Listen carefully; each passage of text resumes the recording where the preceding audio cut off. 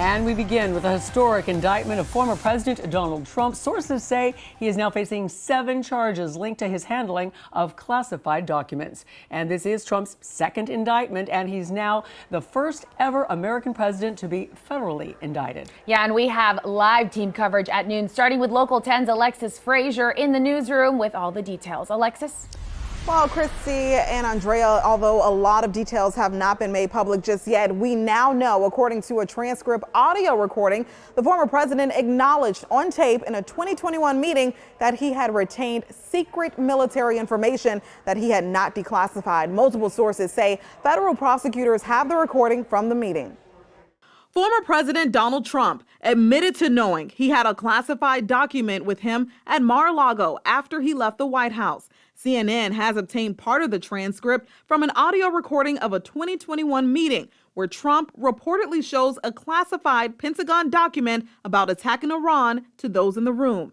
In it, Trump can be heard saying it contains secret military information that he had not declassified, saying, quote, "As president, I could have declassified, but now I can't." In March, prosecutors subpoenaed Trump for the document referenced in the 2021 recording. Trump's lawyers provided some documents but said they could not find the exact one. Overnight, a federal grand jury voting to indict Trump in the special counsel's investigation into his handling of classified documents.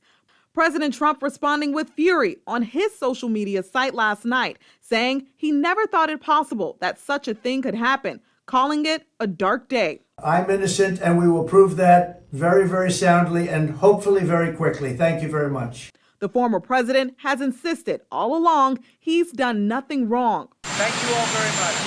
After leaving the White House, Trump spent months haggling with the National Archives over whether he had returned all government records as required by law. The Justice Department then obtaining a court-ordered subpoena. But when the FBI learned that Trump still had sensitive records, despite his team's insistence that everything had been turned over, agents raided his home at Mar-a-Lago, seizing over 100 classified documents. Trump has argued that he declassified any material he took from the White House. If you're the president of the United States, you can declassify just by saying it's declassified, even by thinking about it.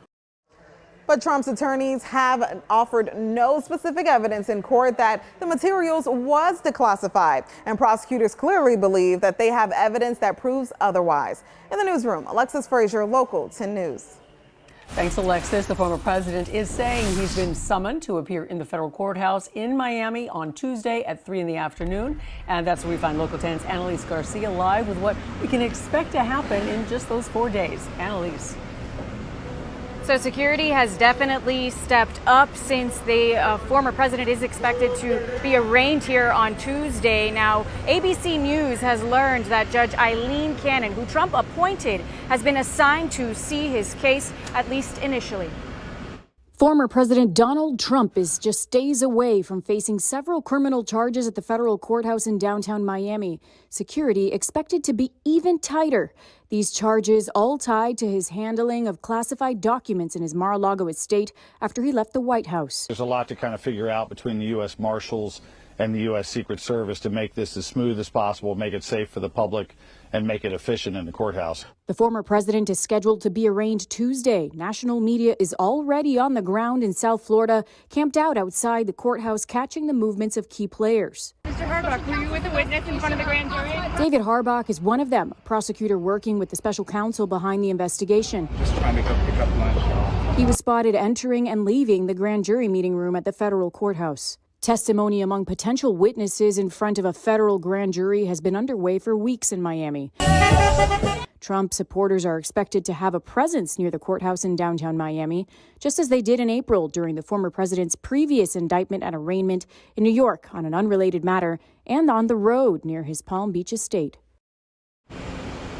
And the Miami-Dade Police Department did put out a statement saying the Miami-Dade Police Department has not received any federal requests for security support.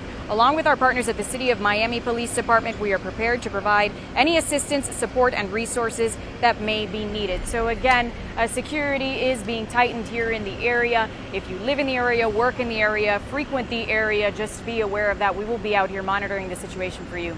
I'm live in downtown Miami. Annalise Garcia, Local 10 News.